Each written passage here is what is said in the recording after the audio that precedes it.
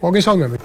თქვენ უსმენთ რადიო პალიტრას FM 103-ზე, გვიყურებთ პალიტრა TV-ზე. ეს არის გადაცემა პროვოკატორი. დღეს სამშაბათია, როგორც ჩვენმა მოდმემა მსმენელმა და მაყურებელმა ეს სამშაბათს ინტერაქტივი გვაქვს ხოლმე, თუმცა მას შემდეგ რაც ეს შევიცვალეთ სტუდია და გარემო, გადავწყვიტეთ, რომ ჯერჯერობით ისევ სტუმართან ერთად გავაგრძელოთ, მაგრამ დღეს აი რაღაც უცნაურობა გამოვიდა. ჩვენი სტუმარი ბატონი შოთა აფხაიძე, ევრაზიის ინსტიტუტის წარმომადგენელი, ყოფილი პოლიტმატიმარი, მას სტატუსი აქვს. აგვიანებს თბილისური ჩვენებური საცობის გამო, ამიტომ შეიძლება რომ ისევ ინტერაქტივით დავიწყოთ ძველებურად, რაც შეეხება ბარემ აქვე ამ საორგანიზაციო საკითხსაც გავარკვევ. ცხადია ინტერაქტივს ავადგენთ აუცილებლად, უბრალოდ სატელევიზიო ფორმატს ასე გადავწყვეტეთ, რომ ვთქვათ მხოლოდ ის რომ კაცს მიღმა ისმოდეს მსმენელის ხმა და მე პასუხობდე ამ ერთმანეთს ვესაუბრებოდით და ტელევიზორში ასე მხოლოდ თქვენი მონამორჩილი ჩანდეს, არ იქნება მთლად ლამაზი. ამიტომ ალბათ მომავალი სამშაბათიდან განვაახლებთ ინტერაქტიულ დღეს პროვოკატორში, მაგრამ ვეცდებით, რომ კონკრეტული ვიდეოები ან კონკრეტული ფოტო თუ აუდიო ვიდეო მასალა გქონდეს, ალბათ ჩვენი გადაცემა. იმედი მაქვს ყოველ შემთხვევაში. ხო, მე შევხედე მონიტორზე, ძალიან ცუდად გამიშთა ჩემი ხელები, როგორც იცით, Facebook-ზე სოციალურ ქსელში დაიწყო აქცია, ვებრძოლოთ ბარბარიზმებს ქართულ ენაში და მეც რაღაც და ვერ მოვასწარებ, იმიტომ რომ არ აცლეს, ამიტომ არ მინდა რომ დაგანახოთ რა არის, შეგიძლიათ შეხვედრით ჩემ Facebook გვერდზე და იქ იქნება. ხო, რაც შეეხება ბატონ შოთა აფხაიძეს, დაგეგმილი სტუმრობა გქონდა ჩვენ მისი, იმიტომ რომ ძალიან საინტერესო მიმართულებაა ქართულ პოლიტიკაში, ეს როგორც იცით ის აპოლოგეტია ქართულ-რუსული ურთიერთობების გაუმჯობესებისა, შეიძლება ასე ითქვას, ზოგადად რუსული პოლიტიკური ორიენტირის აპოლოგეტია და ამ ყველაფერს დაემატა ისიც, რომ მათი ამ ორგანიზაციის წევრია ირაკლი ყიფიანი, ეს ის ახალგაზრდა, ჩვენ თუ გვაქვს მზად ვიდეო ახლა მეტყვიან და იქნებ შევძლოთ რომ გავუშვათ. ირაკლი ყიფიანი, რომელმაც დღეს მოახერხა და რაღაცა პარტიზანული წესით, როგორც ჯეოსელი ამბობს, იმიტომ რომ ჯეოსასაც ბოდიში გაუხდა მოსახდელი ბოდიში ტავტოლოგიისთვის, ატვირთა ერთი ფოტო, რომელიც ვთქვათ 2008 წლის ომის და ზოგადად ბოლო ჩვენი და რუსეთის ურთიერთობების კონტექსტში არც თუ ისე საამურად სანახავი იყო. შეგვიძლია ეს ვიდეო ანახოთ? მაშინ ხან მხოლოდ ფოტო. და მოკლედ დიდი ამბები მოყვა ბატონი ირაკლი ყიფიანი, ამ ორგანიზაციის წევრი, გვინდოდა რომ ყოფილიყო ჩვენი სტუმარი, თუმცა ძალიან სიმპტომატური მიზეზის გამო ვერ გვეწვია, მეორე ბლოკში მინდოდა რომ ყოფილიყო. მიზეზი კი ასეთია, ძალიან დიდი და ზრდილობიანი ბოდიში მოგვიხადა, მაგრამ ზუსტად მაგ დროს ჩართვა აქვს რუსულ არხებს აძლევს ინტერვიუს და ნუ თავარი მას ხო ვერ გადადებდა. ასე რომ 2.17-139, 2.38-139, სანამ მოვა სტუმარი და თუ გამოაღწია იმ საცობებიდან შეგიძლიათ ნებისმიერ თემაზე ვისაუბროთ, თუ არა და ამ კონკრეტულ თემაზე სურათს ეძებენ ბოდიში ხდება ესეთ ექსტრემალურ რეჟიმში, თუმცა ვინც ინტერნეტ პალიტრიდან გადაცემოთ ამ თასათიანის გადაცემა ნახა, ის იმას ეცოდინება რა ფოტოზე და რა კონკრეტულად რა ამბავზე ლაპარაკი, ვინც სოციალურ ქსელში აქტიურობს Facebook-ში კონკრეტულად მასაც ექნება ინფორმაცია, იმიტომ რომ უამრავმა ხალხმა უკვე ლანძღა ირაკლი ყიფიანი. აი ფოტო აბა გამოვაჩინოთ. არის მე მგონი ფოტო. ხო და სხვადასხვა საიტებზე ზარიც არის, დიახ გისმენთ და თანამასობაში ფოტოც გამოჩნდება ეკრანზე, ცოტა რომ გავადიდოთ. Помню, я горжусь. Георгиевская ленточка, მე მგონი ასე წერია. და იქ ეგრეთ წოდებული გეორგიევსკის ლენტი, რომელიც ეკეთათ 2008-ში მათ შორის მეზობელი ქვეყნის ჯარისკაცებს. გისმენთ სარეგო. ქალბატონო, ბოდის გიხდით.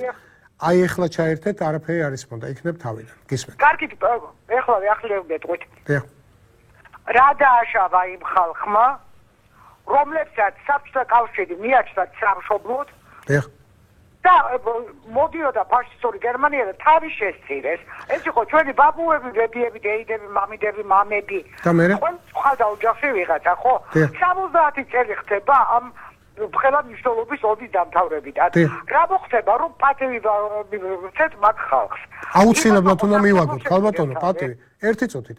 აუცილებლად უნდა მივაგოთ პატივი მაგ ხალხს, მათ შორის ჩემი ოჯახის წევრებსაც და ეს ჩემთვისაც მტკივნეული თემა არის და ყველა ქართველისთვის შეგახსენებთ, რომ საქართველოს ქართველი ჯარისკაცები პროცენტულად ყველაზე მეტი დაიღუპა მსოფლიოში. მოსახლეობა არა, ბელარუსია იყო პირველ ადგილზე.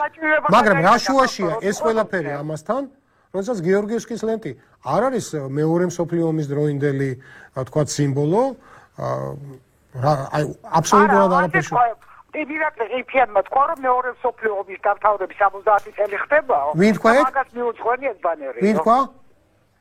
ირაკლი ყიფიანმა თავის Facebook გვერდზე დღეს დადო რომ მე ეს დავდე ადამიანის საზოგადოების გასაღიზიანებლად. კარგი, ცოტა ქართულ მეცე როგორც ეწერა დამშვიდებულ თუ რაღაცა ესეთი სიტყვა იყო, რაღაც სინონიმის გავსი უფრო ცუდი.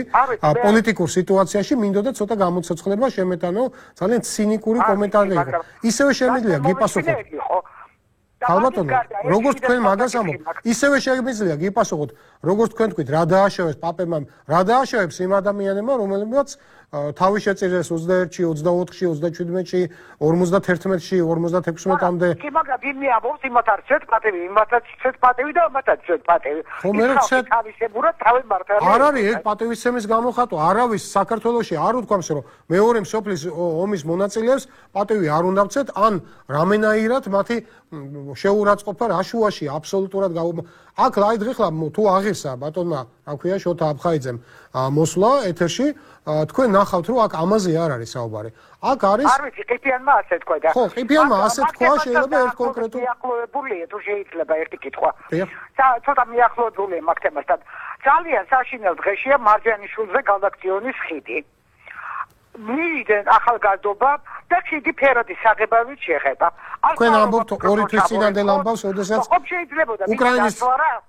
უკრაინის დროშის ფერებში რო შეღებეს? დიახ, ის დასვარა ისინი ბაიძულოთ რომ გაწმინდოთ. ის არის რუსული ხიდი თუ რაღაცა, ეს ხიდი ხალხმა დაგვიწყდა. რუსული ხიდი არ არის, ჩვეულებრივი, ალბათ. ისე ჩემი და ისეა ყველაფერი თბილისის. მესმის, მაგრამ არ არის ესეთი შეხებილი. ამბები ხანი გქონდეს. ხალბატონო, ეს ესეთი სანერვიულო არ არის. მე მგონი ყველა ჯობია, კარგია რომ აქაც დაარეკეთ. მე მგონი ამაზე ჩვენ ადრეც ვისაუბრეთ თქვენთან არა. მერია არსებობს საკრებულო თუ ვიღაც მერიის დასუფთავების სამსახური გადაუხადოს ფული თავის დასუფთავების თანამშრომლებს, მიიტანონ შესაბამისი ხსნარი, გარეცხონ, გაასუფთავონ და ეს არ იქნება უკრაინის დროშის შეურაცხყოფა. ეხლა თუ ჩვენ გადავწყვეტ და რაშიც მე მომხრე ვარ სხვათა შორის, თუ კი ფაშისტური სიმბოლოები აიგზალა, მე მაგალითად მომხრე ვარ იმისა, რომ კომუნისტური სიმბოლოებიც აიგზალოს, ვისაც ეწყინება შეუძლია გადართოს სხვა არხზე. იმიტომ რომ ჩემს ეს აბსოლუტურად სურათია. თუ სვასტიკა აგზავნა მithumetes რომ ფაშისტები ჩაფიქრებულებიც კი არ იყვნენ, როდესაც სვასტიკა იყო ქართული ბორჯღალის მზის სიმბოლოს ერთ-ერთი ნაესა და არა მარტო ქართული შუმერულის და სხვების, მაგრამ ამის მიუხედავად მხოლოდ იმიტომ რომ 20-ოდე წელი გერმანელი ნაცისტები სარგებლობდნენ ამ სიმბოლოთი, დღეს ის უბრალოდ აკრძალულია, თუკი ფაშისტური ნაცისტური სიმბოლიკა აკრძალული, რატო არ უნდა იყოს კომუნისტური სიმბოლიკა? მე არ მესმის. თუკი ეს გადაწყვეტილება იქნება მიღებული, მაშინ ცხადია, აპატიეთ, მაგრამ იმ ხიდსაც მოუწევს მუაჯირების შეცვლა, ან მოძრობა და ასე შემდეგ. სანამ ეს არ არის, ცხადია, გეთახვევთ, უნდა მივიდნენ ადამიანები, ვისაც ეს ევალება და იქ ელემენტარულად გაასუფთავონ ხიდი, იმიტომ რომ, ის აქციაც ახლა ერთჯერადი იყო. ახლა დამეთანხმებით რომ ყველგან, რა ვიცი, პარიზში, ლონდონში, სულ ყველგან ადამიანები დადიან და ესეთი პულიზატორიანი, ასე ვთქვათ, საღებავით რაღაცებს წერენ ან სრიან. მე ეს ყველაფერი მინახავს, რა ვიცი, პარიზის ისტორიულ ძეგლებად აღიარებულ შენობებზე, მათ შორის ხიდებზეც, სასახლეზეც, ღობეებზეც, ძალიან ლამაზ მოაჯერებზე და ამ შემდეგ, მაგრამ მიდის იქ ალბათ მე პარიზის მერიის შესაბამისი სამსახური და ამ ყველაფერს წმენს. იმიტომ რომ გაღიზიანება ახლა რა ვიცი ამით მე მგონი აღეს. ამასობაში ჩვენმა სტუმარმა მოაღწია, დიდი მადლობა თბილისის მერიას, რომ საცობები უფრო ამაზე მეთხას არ გრძელდება, ვიდრე გრძელდება, უფრო სწორად. ისე ძიმეთ არ არის საქმე, როგორც შეიძლება სხვა რომელიმე ქალაქში. მე მგონი შეგვიძლია რომ სტუმარი შემოგვერდეს და მსმენელი თუ ყავს, შეიძლება რომ კიდე შემოვიდეს მაშინ მსმენელი ჯობს და ბატონი შოთაც ამასობაში შემოგვერდება. გამარჯობა ბატონო ზიად. გისმენთ. მე მინდა ვილაპარაკო იმ თემასთან დაკავშირებით, რაც კერძოდ ეხება იმ ანტი-ევრო კონვენციის ხელმოწერას, რასაც იყენებენ ნაციონალები 21-ში, რომელიც პრაქტიკულად ხელისუფლება მაუგზის საფუძვლით. თქვენი წინასწარმეტყველი, რომელიც სამშაბათს იყო, რატომღაც შემეკანათ იმაში, რომ დიახაც ძალიან ბევრი იარონ ევროპაში ჩვენმა თავრობის წევრებმა. მერე რა ხეირია?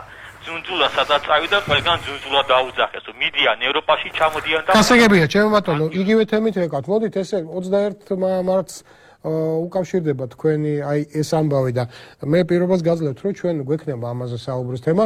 უშუალოდ ერთ-ერთი ვინმე ორგანიზატორისგან მივიღებთ ამ ინფორმაციას და მე მგონი უპრიანი იქნება, რომ მას უპასუხოთ, იმიტომ რომ თქვენ თუ ეხა ეს კითხვა დასვით, მაშინ როცა შოთა აფხაიძე სტუმრობს ჩვენ ნაციონალების თქვათ აქციასთან დაკავშირებით, მაშინ შეიძლება მე და ჩემმა სტუმარმა უნისონში ვაკრიტიკოთ ეს ამბავი და მაშინ ჩვენი გადაცემის ფორმატიდან რაღაცნაირად გავალთ.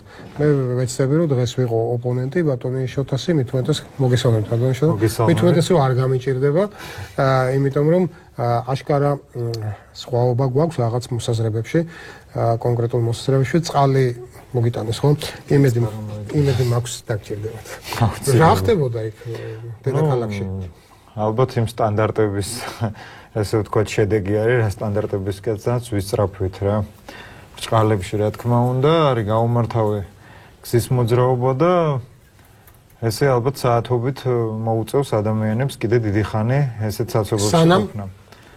სანამ არ ვისწავლით როგორ უნდა ჩამოვაყალიბოთ ისეთი სახელმწიფო, სადაც წესრიგი თუნდაც ელემენტარულად მოძრაობა და ესე ვთქვათ ინფრასტრუქტურის გამართვა უნდა მოხდეს სწორად. როგორც არის მაგალითად ტამბოში ან ურიუპინსკში.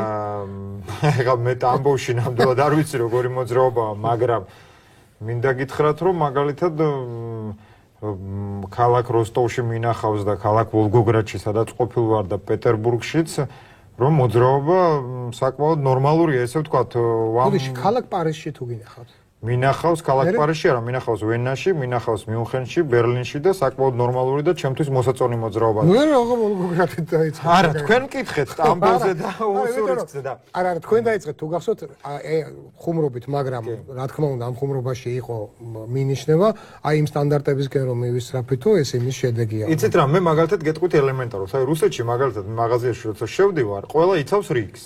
მერე? ასევე იცავენ ევროპაში სამ რიგს, არ იცავენ საქართველოში. ანუ აქ სტანდარტები ვერ იქნება საზღვრელი, ესე ვთქვათ, ევროკავშირის სივრცე ვთქვათ და რუსეთის ფედერაციის. განსხვავება მაინც არის, ხო ბატონო? ნუ განსხვავება მენტალობაში ზოგადად არის. არა, რამდენიმე განსხვავება. აი ეგ ძალიან კარგი მაგალითია. მე ხშირად მიფიქრია ამაზე, მინახავს კიდეც რუსეთშიც და იქაც და იქაც. რუსეთში დავიწყოთ იქიდან, რომ რუსეთში იცავენ რიგს, საქართველოში არ იცავენ, თუმცა ჩვენთანაც იცავენ. ამ ბოლოს ევროპაში კი რიგები არ არის, როგორც ეს. ნუ სადღაც არის. ხო, მაგრამ სადაც არის მაგალითად აეროპორტში თუ ასე შემდეგ. მიზეზიც რიგის დაცვის არის სხვადასხვა. მე ვიცი, მაგალითად რუსეთში იცავენ რიგს, იმიტომ რომ უარ დაიცვათ დასჯის სინდრომი არის და იქ იცავენ, იმიტომ რომ ესეა წესი. დასჯის სინდრომიც არის და ალბათ უფრო მეტად მენტალობის ესე ვთქვათ საკითხიც არის აქ, ანუ იქ მე მაგალითად მიმაჩნია რომ უფრო კანონმორჩილე ადამიანები არიან ვიდრე ჩვენთან. კავკასია ზოგადად მაინც არის ესე ვთქვათ ისეთი სივრცე, სადაც ადამიანებს დიდად არ უყვართ კანონი და დიდად არ უყვართ ესე ვთქვათ იმ ეთიკური მოთხოვნების დაცვა, რაც ეთიკური ეთიკაზე, გარეგნული ეთიკური ესთეტური. მე არ ვსაუბრობ მორალზე, ჩვენ ძალიან კარგი მორალი გვაქვს ისტორიულად კავკასიელებს. შეიძლება ჩვენი მორალი იყოს უფრო მკაცრი ვიდრე სხვების მორალია, თუნდაც ევროპელების ესე ვთქვათ დასავლური ქვეყნების, მაგრამ მე ვთვლი რომ ჩვენი მორალი ესე ვთქვათ არის ზნეობრივი და ჩვენი ადათ-წესები, რომელიც დღეს დამახინჯებულია სამწუხაროდ და ეგ სამწუხარო რა თქმა უნდა ძალიან ბევრი კარგი ტრადიციას დამახინჯებულია, თუმცა კიდევ ერთხელ მინდა გამიგე, რადგან თქვენ პირველად ვსტუმრობთ გამომდინარე ფორმატიდან, რაშიც გეთანხმებით იმაზე არ მსურს საუბარი, ანუ კარგი იქნება იმაზე და ოპონირების რეჟიმში გადავიდეთ. რა თქმა უნდა, მით უმეტეს რომ როდესაც ამ თემაზე საუბრობთ საგარეო ორიენტირებზე, ძირითადად და აი თუნდაც იმაზე ვთქვათ მენტალიტეტზე, ძალიან ბევრი იქნება ესეთი, რომელსაც არა იმიტომ რომ ფორმატი მოითხოვს გადაცემის, ვიქნები ოპონენტი, არამედ სრულიად გულწრფელად. დღევანდელ ამბავს დაუბრუნდეთ თუ შეიძლება და მე გადავალ იმაზე, ვთქვათ, რაც მე შევძელი, წავიკითხე თქვენს Facebook-ის გვერდზე, თქვენი ერთ-ერთი ნაშრომის დასაწყისი კიდევ რუსულ ენაზე და ასე შემდეგ. იმაზე ვისაუბროთ, მე მგონი რეკლამამდე ვერ მოვასწრებ, მაგრამ დრო კიდევ გვაქვს. დღეს შევახსენოთ მსმენელსა და მაყურებელს, ევრაზიის ინსტიტუტი, ქვია იმ ორგანიზაციას, რომელსაც თქვენ წარმოადგენთ, სხვათა შორის ირაკლი ყიფიანი აქ დამყოფია სხვა სტუდიაში, მაგრამ ამ გადაცემაში და ბატონი გულბარცხილაძეც დამყოფია. ეს ადამიანები თქვენი ორგანიზაციის წევრები არიან. ორგანიზაციაში მუშაობენ. შესაბამისად, რა თქმა უნდა, ყველაფერზე, მაგრამ გარკვეულწილად რაც პოლიტიკურ ან საზოგადოებრივ დატვირთვას ატარებს, მათი რაღაცა აქციები და საზოგადოებრივ აქტივობაზე შეიძლება რომ თქვენც თქვათ მათ წარმოადგენდეთ. მე გულისხმობ იმას, რაც დღეს მოხდა და რაზეც დიდი ალიოქოთია ატეხილი, ხო? ან თქვენ გულისხმობთ ჯეოსელის აქციაში გამოქვეყნებულ ბანერს, ზუსტად ამაზე იყო საუბარი, რომ შემოხვედით დარეკა ქალბატონმა. ნახეთ, ხო? დიახ, კი, მე ვიცი რაზედაც არის საუბარი. და თუ ნახეთ ბატონი ირაკლი უნდა ჩავთვალოთ, მაგრამ ძალიან საპატიო მიზეზი აქვს, როგორც აღნიშნე რუსულ ტელევიზიებს აძლევს. ინტერვიუს როგორც თვითონ თქვა და ამაში კომპეტენტური არის.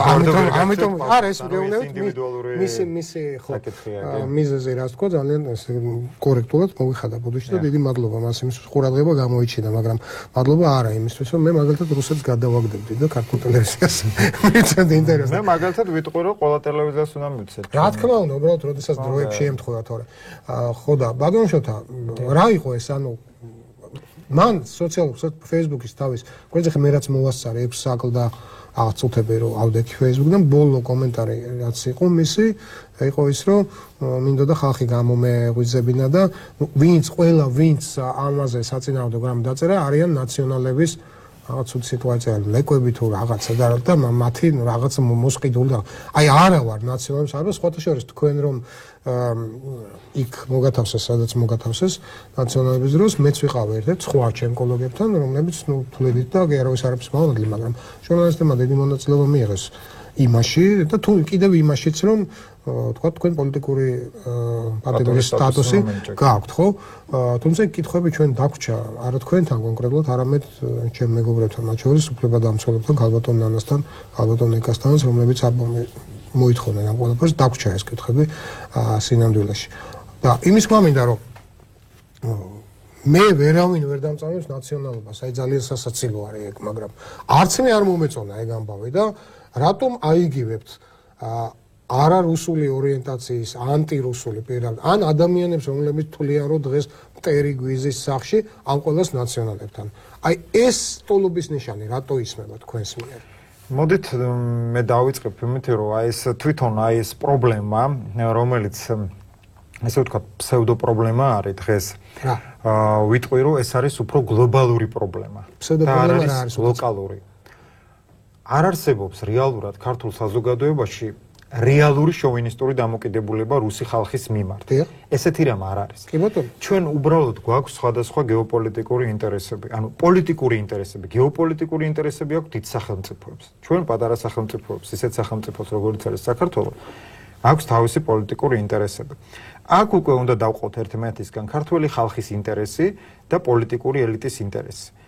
და ასევე ვიტყოდი იმას, რომ აქ უნდა განვასხვაოთ ერთმანეთისგან რა მიზანი ამოძრავებს საქართველოში პოლიტიკურ ელიტას და რა მიზანი ამოძრავებს ქართველ ერს. ხშირ შემთხვევაში თანხვედრა ხალხის ინტერესებისა და პოლიტიკური ელიტის ვერ ხდება. ვერც ერთი პოლიტიკური ელიტი ეს მეტნაკლებად უმრავლესობა პოლიტიკური ელიტისა, ესე ვთქვათ, ძალიან არის იდეალიზირებული პროდასავლური კურსით. ანუ მე ამაში მოვიაზრებ და რეალურად ესე არის, რომ ისინი ფაქტიურად რაღაც მატერიალური და ფინანსური გამორჩენის მიზნით დასავლეთთან მუდმივ ვაჭრობის თემას ხდიან პრორუსულ და რუსულ ორიენტაციას საქართველოს პოლიტიკურ თქვენ ჯერათ რომ დასავლური ორიენტაცია მატერიალური და ისეთი გამორჩენის მიზნით მით უმეტეს რასაც ახლა თქვენ გულისხმობთ ასე ვთქვათ რო ვიხმაროთ ჩვენ ჩრდილოური მეზობლების ასე ვთქვათ ტერმინი სლენგი ლევის შემოსავალის აღების თვალსაზრისით რუსული ორიენტაცია უფრო მომგებიანი არ იქნებოდა. მე გეტყვით არა, არ იქნებოდა მათთვის. პირდაპირ ჩემოდნიდან არ იქნება, შეიძლება ასე ითქვას შავი. არ არის ეს საქმე, არ არის ეს საქმე, ესე პრიმიტიულად თუ მივუდგებით ჩვენ. აბა იქიდან რა მოგება და რა. საკმაოდ დიდ ესე ვთქვათ მსხვილ თანხებზეა საუბარი, დასავლურ სუბსიდიებზე, დასავლურ გრანტებზე და დასავლურ დახმარებებზე. ეს ფული მიზანმიმართულად არ იხარჯება. მე მინდა თქვა და ძალიან სამწუხაროა რომ დღესაც პრიორიტეტები ჩვენი ქვეყნის განვითარების არის არასწორად არჩეული. იმის მაგალითად რომ ჩვენ მთავარი პრიორიტეტი ესე ვთქვათ ჩვენი ქვეყნის ინტერესებიდან გამომდინარე გავაკეთოთ ეკონომიკაზე და განათლების სისტემაზე, ჩვენ ვაკეთებთ პრიორიტეტებს სამხედრო მილიტარისტულ როგორ განათლების სისტემაზე ის რომ თუნდაც აღზარდოთ ინტელექტუალურად ესე ვთქვათ. ბატონშოთ ეხლა თქვენ საგარეო ორიენტირებიდან და შედარებიდან დასავლეთისა და ჩრდილოეთის გადახვედით ორ მომენტზე. სივრცეც განსაზღვრავს მის საგარეო პოლიტიკურ ეკონომიკაზე და გადახვედით განათლებაზე. გადავედი, იმიტომ რომ მე ვსაუბრობ აქ პოლიტიკურ მოყვებით განათლებაზე, მაგრამ რომელ განათლებაზე ეხლა? ანუ რა ვქნათ ეხლა? შევადაროთ რომელიმე როსტოვი ახსენე, როსტოვის უნივერსიტეტი, რომელიმე თუნდაც პროვინციულ ლიცის უნივერსიტეტს, აბა რა განათლებაზე? ესეთ შედარება. ყველა რუსი ვისაც კი საშუალება თავის შვილს უშვებს განათლების მისაღებად დასავლეთში. რატო რუსეთშიც არის შესანიშნავი სასწავლებლები, სადაც სწავლობენ ადამიანები და იღებენ განათლებას? რუსეთში არის რამდენიმე უნივერსიტეტი, სულ 150 მილიონი ქალაქებში ახლა. მაგალითად რუსეთი დიდი არის და შესაბამისად რამოდენიმე ქალაქში არის. ინგლისი შედარებით პატარა არის, ამიტომაც ოქსფორდში და ლონდონში არის ხო თუნდაც. ხო და აგაშენა ვერთმა არ მარტო ოქსფორდში და ლონდონში, არამედ სხვაგანაც. ბირმინგემშიც არის და სხვა ქალაქებშიც არის. ბევრგან არის, მაგრამ უნივერსიტეტებია, რომელიც ბევრად არის პეტერბურგში, ეკატერინბურგში, მოსკოვში, ვოლგოგრადში, როსტოვში. ნუ ამაზე მე და თქვენ ქალაქებს ნუ ჩამოვიდეთ. არსებობს ბოლონიაში, არსებობს ოფიციალური ორგანიზაცია, რომელსაც რანჟირება ჩამონათვალია უნივერსიტეტების რანგის მიხედვით და იქ პირველ 200-ში რუსეთის ძალიან ცოტა 2 თუ 3 უნივერსიტეტია. ხო, მაგრამ ესე ანუ ჩვენ ახლა ამ დონეზე ნუ დავალთ ეს. აბა ნუ რომელ განათლების სისტემა აგაშენათ ღმერთო. ეკონომიკა რომ მინდა კარგი, საგარეო პოლიტიკაზე ხო საუბრობ. ხო და ეკონომიკა რომ მინდა კარგი და განათლება მინდა კარგი. მაშინ აი კონკრეტულ საკითხს იმიტომ მინდა დასავლეთი და არა ჩრდილოეთი. ჩვენ განათლების სისტემა ისტორიულად გქონდა მაშინ როცა არ არსებობდა თქვათ იგივე ბოლონია არ არსებობდა ოქსფორდი და შემდეგ, მაგრამ ჩვენ ხო ჩამოვყალიბდით ერად, ხო შევდექით. ხო გქონდა იქ ოქროსხანა საქართველოს ისტორიაში. ჩვენ დღეს თქვენ რატო თვლით რომ თქვათ ოქსფორდის გარეშე არ შეგვიძლია შევქმნათ ჩვენი თვითყოფადი საგანმანათლებლო სისტემა საქართველოში? მე არ მეთქვამს, უბრალოდ როდესაც ხდება ესეთი როდესაც დედამიწა არა, როდესაც დედამიწა გახდა ძალიან პატარა, როდესაც კომუნიკაციის საშუალებები ესე განვითარდა, როდესაც ურთიერთ გაზიარება გამოცდილებისა, ცოდნისა არის ძალიან კარგი და დადებითი მომენტი. ამ დროს ამით არ ისარგებლო და იყურებოდა იქ, სადაც აბსოლუტურად მე-19 საუკუნეა, ნუ სარგებლობთ ევროპული განათლების სისტემით. ჩვენი უამრავი ათასობით სტუდენტი მიდის ევროპაშიც და ვისაც უნდა მიდის რუსეთშიც. ანუ ეს უკვე არჩევანის თავისუფლებაა. მე ვიცი სტუდენტები რომ მიდიან რუსეთში. მაგალითად, აი ახლა ხანს გამოცხადდა 90 კაცი არის ესე ვთქვათ შესარჩევი კონკურსი და მიხოთ რუსეთის უმაღლეს სასწავლებლებში. და ეს წინა წლებშიც ხდებოდა, უბრალოდ არ ხდებოდა ამის პოპულარიზაცია, ამაზე საუბარი. ეს რა თქმა უნდა არის ძალიან მცირე ნაწილი იმ სტუდენტებთან შედარებით, რაც გადის ადამიანები. მე ახლა ვერ გეტყვით, მე არც ის ვიცი ვთქვა და პროცენტულად არ დამითვლია, რამდენი გახდა წარმატებული ოქსფორდიდან ჩამოსული. აი ეს ახლა მოდით მიუბრუნდეთ აი ამ თემას, Facebook-ის თემას, რაც იყო აი ეს ვთქვათ ისტორიულ მემკვიდრეობაზე აქვს საუბარი. გეორგიევსკის ლენტაშკაზეა ხო საუბარი, გეორგიევსკის ბაფთაზე. ქართულად. მე ამ საკითხს მოკლე ისტორიულ ექსკურსს გავაკეთებ. ჩემთან რა იგივით, კი? ხო, იმიტომ რომ რეკლამა ჩემთან ანუ რა არის, ჩემთან ანუ პირადად ჩემთვის რასთან იგივდება ეს? ეს იგივდება მხოლოდ და მხოლოდ მეორე მსოფლიო ომში გამარჯვებაზე, ფაშიზმზე გამარჯვებაზე. მანამდე არ ქონდა? მანამდე ამას ეს იდეური დატვირთვა არ ქონდა. რას ნიშნავს იდეური დატვირთვა? ანუ მანამდე არ იყო მეორე მსოფლიო ომი და მანამდე ჩვენ არ დაგვიმარცხებია ის უდიდესი ბოროტება, რასაც ფაშიზმი ეწოდა. ბატონოშოთა, ნონსენსია თავისთავად, რომ წმინდა გიორგის ბაფთა იყოს მეორე მსოფლიო ომში ფაშიზმზე გამარჯვების სიმბოლო, იმიტომ რომ წმინდა გიორგის ხსენებაც კი აკრძალული იყო რუსეთში, ეს იყო წმინდა გიორგის ორდენზე დასამაგრებელი ბაფთა, რომელიც იყო რუსული იმპერიის ერთ-ერთი უმაღლესი სამხედრო ჯილდო. მე ესე ვიცი, ხო ასე იყო და შემორჩა ეს სახე. ესე და მე მინდა გითხრათ, რომ სწორედ ამ ბაფთის ქვეშ იყო შემოერთებული დედა საქართველოსთან აჭარა და სამცხე-ჯავახეთი. აი ამ ბაფთის ქვეშ. მოდით ამაზე ნუ ვიდეო. თავისთვის იყო შემოერთებული. თავისთვის შემოიერთეს იმპერიის შემადგენლობაში შევიდა თუ ესე ვთქვათ, სხვა სივრცეში ხო არ შემოსულა, ხო ქართულ სივრცეში შემოვიდა ეს. არანაირ ქართულ სივრცეში არ შემოსულა. ქუთაისის გუბერნიები არის, ხო? კი, შემოვიდა თბილისის გუბერნიაში ნაწილი შევიდა ქუთაისის გუბერნიაში. აბა ჩვენ როგორ გვინდა? ჩვენ რო ყოფილიყო ამერიკა რუსეთის ადგილას და ყოფილიყო იგივე იმპერია, იგივენაირით შემადგენლობით შემოვიდოდა ესეც. მე მინდა დაგარწმუნდეთ. რადგანაც რუსებს თავისთვის უნდოდით და უფრო მეტი საქართველო უნდა მაგრამ ბევრი კარგიც გაკეთა მოდით იცით მხოლოდ ნეგატივს შევხედავთ და მოდით წარსულზე ნუელაპარაკეთ იმიტომ რომ თქვენ ისტორიკოსი ბრძანდებით მე გახლავართ საერთაშორისო სამართლის მაგისტრი ძალიან კარგი ამაზე ვისაუბროთ აი ჩვენ ვისაუბროთ საერთაშორისო სამართლაზე აწი რა უნდა ვქნათ თორე ვერანაირად ჩვენ ერთმანეთს ვერ გადავარწმუნებთ. ხო, უბრალოდ მე იმას ვამბობ, პოზიტივზეც ვისაუბროთ, თუ ნეგატივზეა საუბარი, იმიტომ რომ ნეგატივის გარეშე თქვენ მე მითხარით ნებისმიერი ურთიერთობა. თუნდაც მითხარით ფრანგების და ინგლისელების ისტორიული ურთიერთობა, თუნდაც ინგლისელების და ამერიკელების არ არსებობს ნეგატივის გარეშე ურთიერთობები, მაგრამ სად უფრო მეტია. დღეს საფრანგეთში არ დგას ინგლისელთა ჯარისკაცები. არც ამერიკაში დგას ინგლისელი ჯარისკაცები, მათი ნების საწინააღმდეგო. ძალიან სამწუხარო არის რომ დგანან ჩვენთან რუსი ჯარისკაცები და რომ ისინი ესე ვთქვათ იძულებული არიან რომ დადგნენ. რა თქვით ახლა? იძულებულები არიან. მე გეტყვით ახლა რატომ თქვი ეს? თქვენ ხო გაინტერესებთ არა ჩემი აზრი. რეკლამის დროა. ბატონო რეკლამის შემდეგ რეკლამა ჩვენს ეთერში და რეკლამის შემდეგ ბატონი შოთა აგვიხსნის რატომ არიან იძულებულები საწყალი რუსი ჯარისკაცები ჩვენ სახში გვესხდნენ საწყლები ნამდვილად არ არიან მინდა გითხრათ რეკლამა 309-ზე და გვიყურეთ პალიტრა ტივიზე პროვოკატორის სტუმარია ბატონი შოთა აფხაიძე პოლიტიკური თუ საზოგადოებრივი ორგანიზაცია არასამთავრობო ორგანიზაცია სამეცნიერო კვლევითი დაწესებულება არის ამავდროულად.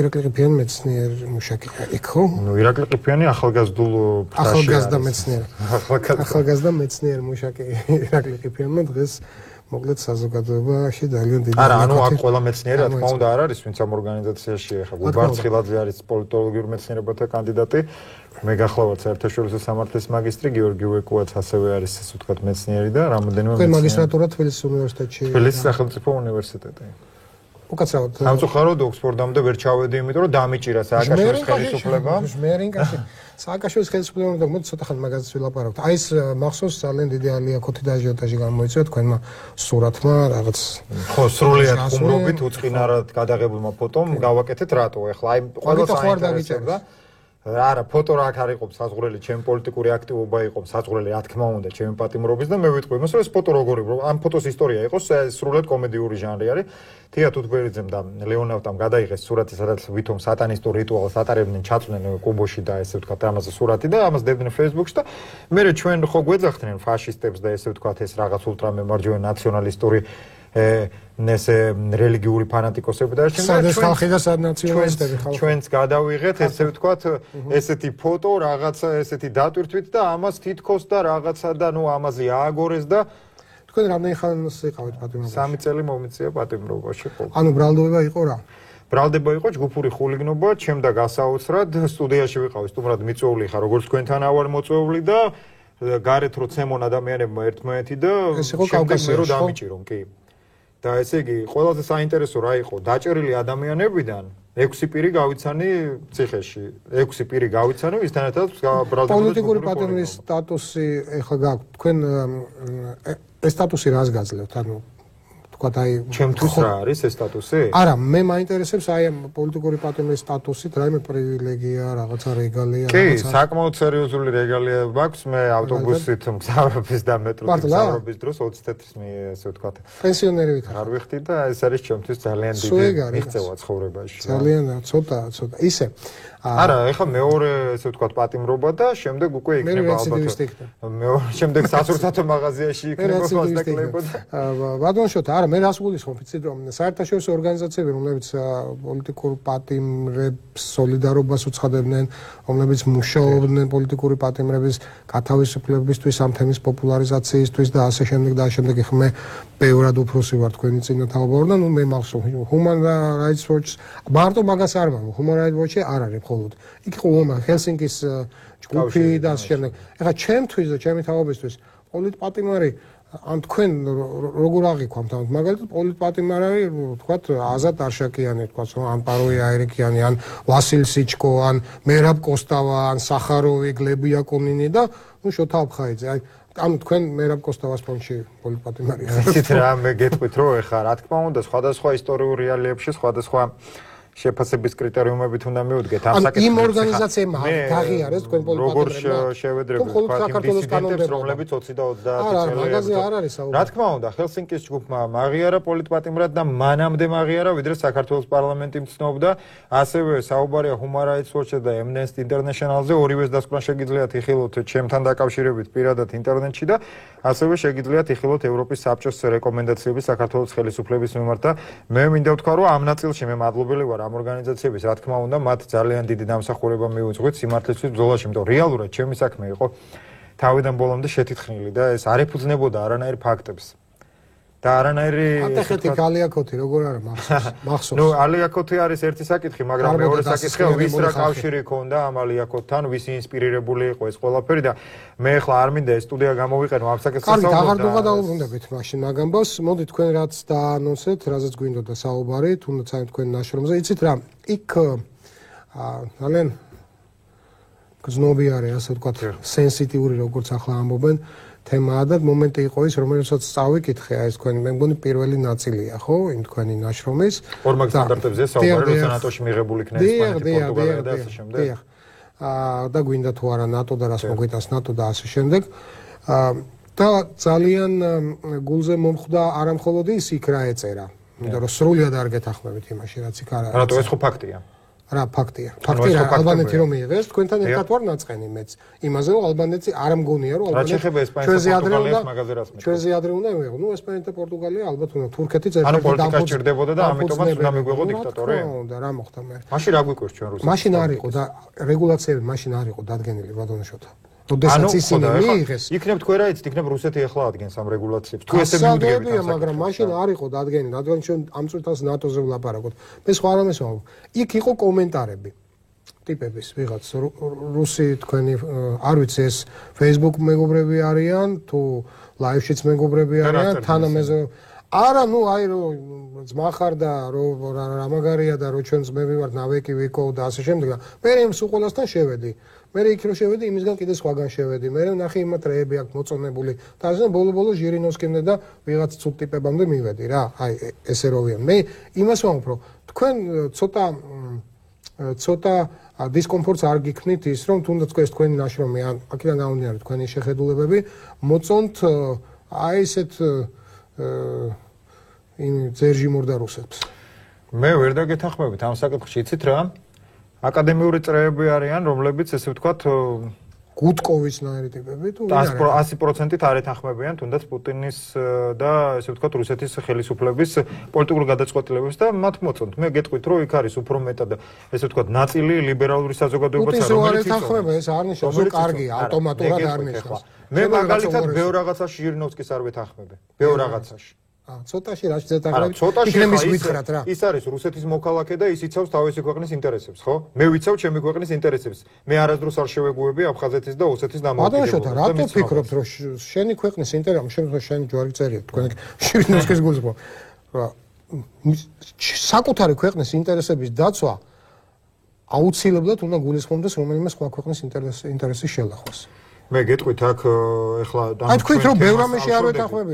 ცოტა რამე რომელია რა აი თუნდაც ის რომ მის პოლიტიკას ჩრდილო კავკასიასთან დაკავშირებით, ანუ ჟირინოვსკის მე რაშიდაც არ ვეთანხმები, ეს არის რომ რუსეთი და რუსი ხალხის გაგება ეს არ არის ეთნიკური რუსების გაგება რა. ანუ ეთნიკურად გაგება თვითონ რუსეთი არის უამრავი ხალხის სამშობლო. და ეს ადამიანები განურჩევნად იმისა თუ ეთნოსების თუნდაც ინგუშების, ჩეჩნების თქვენ რა იცით რომ მე არ მაქვს ეს ნაკითხი ინგუშები. და რა ინგუშებმა უხარეთ. ჩეჩნებს კითხეთ ვის კადიროვს? არა, კადიროვზე არ არის ამ კონკრეტულ შემთხვევაში საუბარი. ჩეჩნეთის მოსახლეობა არის 600,000 კადიროვის გარდა, ხო? ჩეჩნეთის რესპუბლიკის მოსახლეობა. იქ არიან. მე ძალიან ხშირად დავდივარ და ხვდები ადამიანებს. ძალიან ბევრი ადამიანი დაიღუპა. და რატო? იმიტომ დაიღუპა, სწორედ რუსეთი არ უნდათ სამშობლო. ერთი წუთით. ანუ რუსეთი რო არ გვინდა სამშობლოთ, ეს იმას არ ნიშნავს, რომ ამან გვიბიძგოს ჩვენ სეპარატიზმისკენ. ჩვენ უნდა გქონდეს დიპლომატიური ბრძოლის ხერხები და გზები. იმისთვის რომ მოვახდინოთ თქვენი თვითგამორთულობა. მაგრამ მე ახლა გეტყვით რა არის რეალობა ჩეჩნეთში. დღევანდელი რეალობა ჩეჩნეთში ის არის რომ დღეს იგივე ადამიანები ვთქვათ, რომლებიც გუშინ ავტომატს ესროდნენ, ვთქვათ, ფედერალურ ჯარს, ტაშს უკრავენ ბატონ პრეზიდენტს რუსეთის პუტინს და ისინი თავს გზნობენ მშვენივრად რუსეთის ფედერაციაში. იგივე ადამიანები და იღებენ საკმაოდ დიდ ხელფასებს და ძალიან კარგად არიან რუსეთის ფედერაციაში შემადგენლობა. აი, ბევრი თუნდაც ის ესე ვთქვათ, სამხედრო ელიტა ჩეჩნეთის რომელი სამხედრო ელიტა? ვინ ჯოხარ დუდაევის გენერლები და ოფიცრები იყვნენ? თქვენ გეგულები რუსევის, იანდარბიევის და ამათ გარდა ესე ვთქვათ ადამიანები, რომლებიც დღეს საველე მეთაურებზე არ გეუბნებით. აბა ვიზე მე პოლიტიკოსებზე მე მე გეუბნებით ადამიანებზე, რომლებიც ზაკეუმაც კი სადა თქვენ იცით რუსეთში დაბრუნება. უბრალოდ ის ვერ შეთანხმდა რუსეთის ხელისუფლებასთან იმაზე, რომ ორი ჩამოვალ და უკუნისამდე ვიქნები რუსეთის. არა, უბრალოდ არა, ესეთი დამოკიდებულება მანდ არ არის, ესეთი სახელმწიფო მოვენატრაკაც. მე გეტყვით თქვენ მე გეტყვით თქვენ იმას, რომ ჩვენ ამ საკითხს თუ ესე არა, არანაირად არ ვაპირებ იმათ შინაურ საქმეებში ჩარევას. უბრალოდ ჟირინოვსკიდან დავიწყოთ. თქვენ მე ხო გითხარით რა რაღაცეებში პოლიტიკაში. რაღაცეებში არა, რაც არ მოგწონს არ არის. ნაციონალისტურად უყურებს აი ამ საკითხს. რა მოგწონთ მე თუნდაც მამაღალიას ხო საკითხებთან დაკავშირებით. თუნდაც ის პროვოცირებას რაღაც საკითხთან დაკავშირებით ახდენს უკრაინის საკითხთან დაკავშირებით და ასე შემდეგ. მიცით რა საკითხთან დაკავშირებით, მაგრამ ჩვენ მოდით ნუ ავიღებთ საზომად და წერტილად რუსეთი არის ძალიან დიდი. შესაბამისად რუსეთში არის ერთი როგორც საქართველოში ესე მაგრამ პოლიტიკური ხაზი არის ხო თქვენ იმას ამბობთ ერთი ავიღოთ პირველი და მეორე რიცხვით პირველი და მეორე პოლიტიკური პარტია სახელმწიფო არის იმის სათავეში ზერჟავნიკია იმის სათავეში და მეორეში ეგრეთ წოდებოდა ძალიან სასაცილო ლიბერალურ-დემოკრატიული პარტია ქვია ჟირინოვსკის პარტიას მაგრამ მე მიკვეს ჟირინოვსკი რატომ არ მიგაჩნიათ მტრად და მომკალეთ აი მიკვეს იმიტომ რომ ის კაცი გეუბნება რომ არ მინდა საქართველოს ესე იგი პერსონალიზაციას ვახდენთ და ინდივიდუალიზაციას საკითხის მოდით ესე იგი პოლიტიკური ჟირინოვსკი ჩემთვის არავინ არ არის არა ჟირინოვსკის მიმდევარი 17 თუ 18% და იმის იქით კიდე 80 რაღაცა პუტინი. ესე იგი, მოდით მაშინ გეტყვით ეს. ჩვენ დღეს გვაქვს ეს პოლიტიკური რეალობა. რუსეთი არის ჩვენ ჩრდილოეთი მეზობელი, სამწუხაროდ. დიდი სახელმწიფო, რომელსაც აქვს თავისი გეოპოლიტიკური ინტერესები, ეს აღარ არის უკვე 90-იანი წლების რუსეთი, ეს არის საკმაოდ ძლიერი, იმედია ისევ გახდება ისეთი. არის ძალიან ძლიერი სამხედრო მანქანის, ასევე ძალიან გაძლიერებული ფინანსური პოტენციალის მატარებელი და არა, ეს არის რეალობა. იმიტომ რომ ხო ხედავ რასუშვებს ანგარიში ნუ კრიზისს და რა უქნეს დაინგრა რუსეთი აცადეთ ცოტა დაივლის დავაცადოთ აი შევხედოთ ისა გულწრფად არ გინდათ რომ დაერხეთ არა მე რატომ უნდა მინდოდეს ვინმეს დაერხო მე ამერიკასაც არ მინდა რომ დაერხეს არ მინდა რომ დაერხეს ამერიკას მე ამერიკელ ხალხს რას ვერჩი მე მინდა რომ დაერხეს ამერიკის მილიტარისტულ პოლიტიკას, რომ არ აწარმოოს დაპყრობითი ომები. აი ეგ ვერ გავიგე რა, ამერიკის მილიტარისტული პოლიტიკა არ რუსეთისას გმობს, რატო ამერიკისას არ გმობს? რას ნიშნავს მილიტარისტული პოლიტიკა? აი რო შეიჭრა ერახში, ვინ ეკითხებოდა რომ შედიოდა? რა შუაშია, ეგ რა შედარებაა? აი როგორ არ არის, მაშინ ესე იგი რო შეიჭრა ერახში, ერაყის ნაწილი აღიარა თავის ტერიტორიად. თან დამოუკიდებელსა, რას არ აქვს მნიშვნელობა, კაცო? შენ ანიჭებ ამ კონკრეტულ შემთხვევაში დეკლარირებას უპირატესობას? დეკლარირება არ არის, ფაქტობრივ დეკლარირებას აპირე ანიჭებ. არა მხოლოდ ფაქტობრივ გარემოებას. სამხრეთ ოსეთს დაარქვა სახელმწიფო. სადა სამხრეთ ოსეთში? რატიფიცირება, ვთქვათ, აი ამ კონკრეტული საკითხის, რომ ცნო თავის ტერიტორიად აფხაზეთი და ოსეთი. ხო, მოახდინა არის. ცნო თავის ტერიტორიად. თავის არა. არა, დამოუკიდებელ სახელმწიფოებად ცნო, გააფორმა მათთან სამხედრო ხელშეკრულება და მის გარეშე საერთოდ ვერაფერს ვერ გადავდგით, რომ ეს პროცესი შეგვეჩერებინა. აუ ვიცი რა საქმეა მე აი ცუდათაც ვიცი ანუ მე ხსნი რა საკითხს ხსნი იმას რომ რუსეთს აქვს მეთქი თავისი ინტერესები და ის ხედავს საფრთხეს საქართველოს ტერიტორიაზე ბოროტი ინტერესები აქვს ჩემო ბოროტი არის თუ კეთილი არის ეს ინტერესი ხო ამერიკა ეხლა შევიდა ერახში შევიდა იმიტომ ეხლა ამერიკას აქვს კეთილი ინტერესები და იმიტომ ამოწყვიტა ამდენი ადამიანები ერახში და ავღანეთში სამხედრო ოპერაციები წარმოადგენს ავღანეთზე რუსეთის მომხრე ადამიანი ავღანეთზე როგორ ლაპარაკობ საერთოდ რუსეთმა რაც ავღანეთში გააკეთა საბჭოთა ჯარი როცა იყო საბჭოთა აბა რუსეთი არის არ დაგვაუწყდეს საბჭოთა კავშირი იყო და ქართველებიც იბრძოდნენ იმ ჯარში ეს დაგვაუწყდება როგორ არ არის ანუ ყველაფერი რუსებს დავაბრალებს თქვენ საქართველოში ერთი კაცი მაინც იცით რომელიც თავისნებით წავიდა იმ ჯარში ავღანეთში საბრძოლვა აბა ხა რუსები მირბოდნენ თავისნებით რუსეთის მთავრობა საბჭოთა ჯარი იყო საბჭოთა ჯარი იყო და რუსეთის მთავრობა ვისი იყო მოდით გავაიგივოთ თავრობაში ნომენკლატურაში არ იყვნენ ქართველები ედუარდ შევარდნაძე მე ვიცი ხო რუსი იყო ედუარდ შევარდნაძე იყო ერთ-ერთი ვინც განაპირობებდა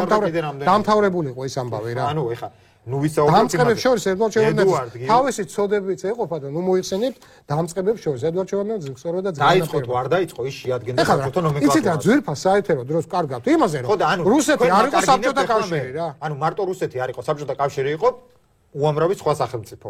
ამაში დამეთანხმეთ. როგორ დაგეთანხმოთ? რომელიც ყირგიზეთი იყო სახელმწიფო? და ვიღაც ყირგიზმა ლიდერმა ყირგიზეთი არ იყო სახელმწიფო. არა, რა თქმა უნდა, არ იყო სახელმწიფო. ყირგიზეთი იყო ისე როგორც საქართველოს კოლონია. არ იყო მაშინ დღეს რატო არის ყირგიზეთი? კარგი რაღაცა სუვერენული. ეხლა არის, მაგრამ მაშინ არ იყო. კარგი რაღაცაზე მედიოთ. საქართველოს სახელმწიფო იყო. მე მგონი ჩვენ იქამდეც მივხვდით რომ 21 წელს თებერვალში არ ყოფილა ანექსია და ოკუპაცია. საბჭოთა ესე ვთქვათ საქართველოს დარჩა სახელმწიფო ხო? საბჭოთა კავშირმა მოახდინა ესე ვთქვათ თავისი ჯარების ინტერვენცია საქართველოს ტერიტორიაზე. ხო იყო ესე? არ არისო ეს. მაგრამ თქვენ მოწოდება იცით რა იყო? ნოე ჟორდანიასი და რამიშვილის? იქნებ მითხრათ ეგეც. ბოლშევიკებო ყველა ქვეყნისა შეერთით მენშევიკებო ყველა ქვეყნისა შეერთით ბოლშევიკების წინ. ანუ ორი სოციალისტური ბანაკი ებრძოდა ერთმანეთს. ანუ ორი სოციალისტური ძალა. ორი სოციალისტური ძალა. რა, კაი რა. ნახეთ ისტორიულ წყაროებში და შევეცდები, თუმცა ორთვეში გამოვა წიგნი 18-21 წლის რესპუბლიკის შესახებ. თქვენი მონარმორჩილის ავტორი და გამოგიგზავნით ასე. მე ჩემი აზრით თუ გაინტერესებთ, მე ბოლშევიკები მძაქვს. მე მეფის რუსეთის მოტრფიალე ვიყავი. იმიტომ რომ მთელი ჩემი წინაპრები იყვნენ ესე ვთქვათ მეფის რუსეთის სამსახურში და ქმნიდნენ იმ დოვლათს და იმ სიკეთეს რაც იყო მაგ პერიოდში და შემდეგ მოვიდნენ ბოლშევიკები და ყველაფერი მიწასთან გაასწორეს. აი ჩემი დამოკიდებულება გაინტერესებს რა არის. რომელ დოვლათზე საუბარი იქნება თქვათ სახელმწიფო დოვლათზე. უამრავი რამ გაკეთდა მეფის რუსეთის დროს საქართველოში თუნდაც ის რომ თბილისის არქიტექტურა, ქუთაისის, ბათუმის აი ეს ყველაფერი შეიქმნა მეფის რუსეთის იმპერიაში. განათლების სისტემა, ინფრასტრუქტურა, საქართველები გამრავლდნენ მაგ დროს გადაშენების პირას ვიყავით დაქცეული და დანგრეული. 1973 წელს შევედი მე სკოლაში ესე რომ დავიანგარში დაახლოებით 76-77 წელი იქნებოდა, როდესაც მე-4 კლასში ვიყავი. და 77-დან 17-მდე არის 60 წელი, ხო სხვაობა. და მახსოვს რომ დავიწყეთ დაწყებით და მე ხუთ ისტორია საბჭოთა კავშირში. ისტორიის წიგნში ჯერ კიდევ მაშინ 77 წელს ეწერა რომ ჩვენ 1913 წელთან შედარებით უშვებთ უკვე ამდენით და ამდენით მეტ რაღაცა ფოლადს და გვაქვს ამდენით და ამდენით მეტი ელექტროენერგია და რაღაცა. რას მინდა რომ თბილისის არქიტექტურა რო აშენდა მე-19 საუკუნეში ხა საბჭოთა კავშირში 73 წელში თუ დაწერა 1913 წელს შემოვიდა დაანგრია და თავის დაანგრეული თავისთვის თუ ააშენა ეკლესია და ჩვენ ხო შედარებას ვაკეთებთ ანუ თუ ვადარებთ ერთმანეთს ეკლესიები რო გადაღებთ სადმე გითქვამთ რომელიმე თქვენი რუსი მეგობრისთვის გითქვამთ რომ საქართველოს ეკლესიების გადაღებაზე ერთი წუთი მე მართლმადიდებელი აღსარებელი მრევლი ვარ და გეტყვით იმას რომ საეკლესიო სიწმინდები აი თქვენ რუს მეცენ მეგობრებთან დაკავშირებითაც ვარ საუბარი არა ჯერ სხვა რა იცით რომ ჩვენთან არ არის ამ საკითხებთან დაკავშირებით მშელობა და ესე ვთქვათ მაგრამ ეს ყველაფერი ხდება კორექტულად შეიძლება კითხვა დაგეშოთ კორექტულად თქვენ კორექტულად იმათთვის გეკითხავთ კორექტულად გიკითხავთ რომ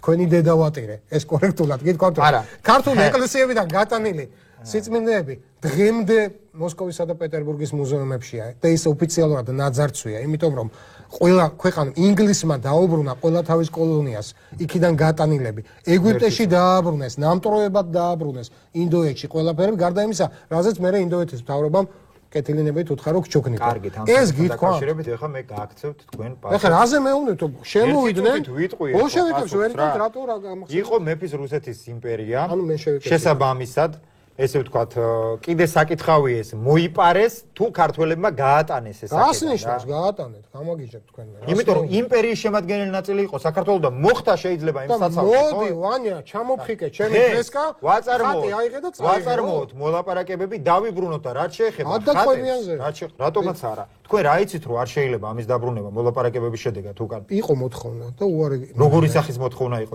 ჩვენი დაგვიბრუნა სისტემურად საკითხთან დაკავშირებით მოლაპარაკებები ტერიტორიული მთლიანობის კონფლიქტური რეგიონების გადაწყვეტის შესახებ ხატული ფილმების ფირებიც კი არ დააბრუნეს სანამ ფული არ გადავუხადეთ ანუ დააბრუნეს ეს ფირები ხო არა განკერძოდა ეს გოსკინო თუ რაღაც ჯანდაბა ქვია და ეხლა არ დაკვირები ხარ ქართული ფილმები რო გადის და რუსული ტიტრები როა ეხლა მაშინ მოდით მე ვიტყვი ეს რაღაცას კარგი ხარისხის თქვენ ალბათ იცით რუსეთის მართლმადიდებლური ეკლესიის პოზიცია აფხაზეთის და ჭყალებში სამხრეთ ოსეთის საკითხთან დაკავშირებით არა არ ვიცი. ისინი თავიდან ბოლომდე მხარს უჭერენ საქართველოს ტერიტორიულ მთლიანობას და საქართველოს ეკლესიის მთლიანობას. ამიტომ თქვენ რა იცით, რა შუამავალი შეიძლება იყოს ამ ორი ასეთი უზუსტება ერთ წინამდებობაში. ბატონო, თქვენ მეცნიერი ბრძანდებით.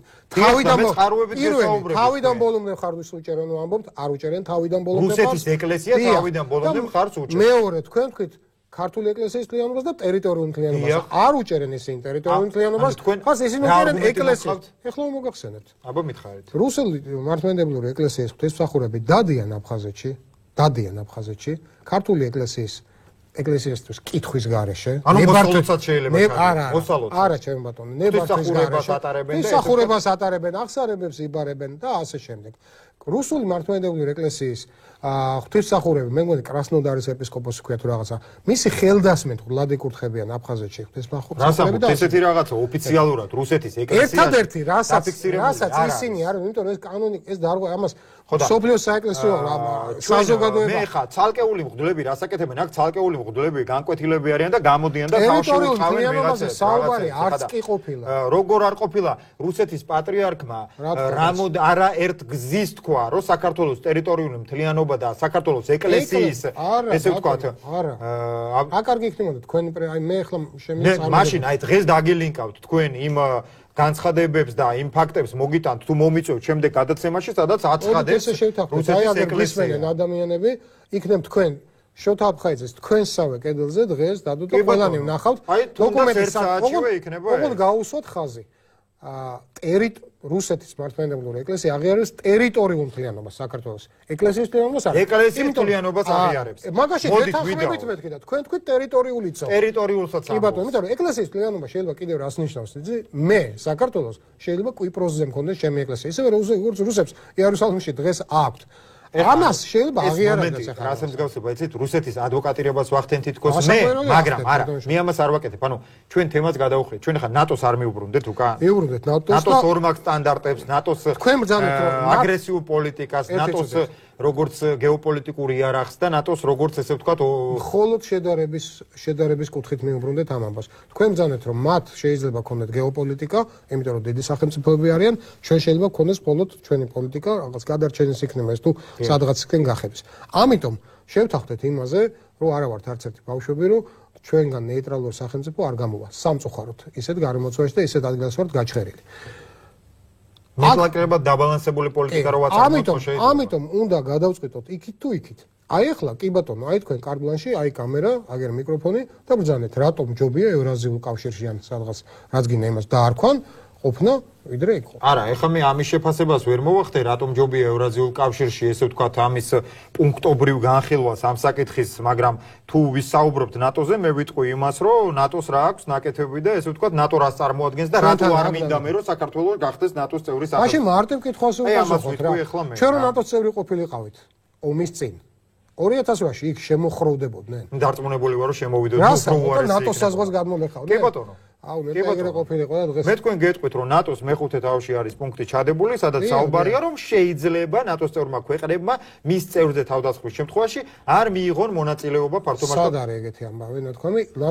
ნატო ვალდებულებას იღებს როგორც კი დაერღვა მეხუთე პუნქტში დიახბძანეთ.